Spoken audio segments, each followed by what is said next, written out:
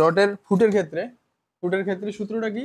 ফুটের ক্ষেত্রে আমরা যদি ফুট থেকে কেজিতে বের করতে যাই, ফুট থেকে কেজিতে বের করার সময় আমরা এই সূত্রটা অ্যাপ্লাই করি, ডায়া স্কোয়ার বাই 532।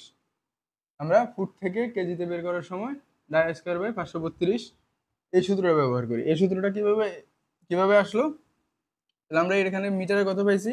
মিটারে পাইছি সমান 162.2। আমরা জানি 1 মিটার সমান 3.28 ফিট। আমরা জানি 1 মিটার সমান 3.28 ফিট। তাহলে 162.2 ইন্টু 3.28 আসছে 532।